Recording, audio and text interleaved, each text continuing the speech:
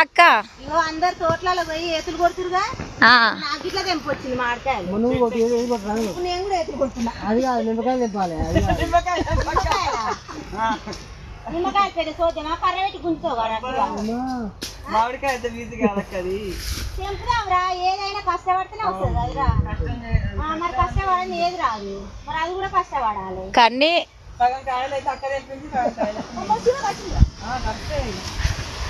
కానీ ఈ కాయ అయితే సేమ్ వినాయకుడు లెక్కనే ఉందన్నమాట. వావ్ అవును కన్ను ఇంకా బాగుంది. వినాయకుడు లెక్కనే ఉందన్న. ఎంత సూట్ ఉంది. షెట్ ఎక్కిరు మంచి అక్క తమ్ముడు.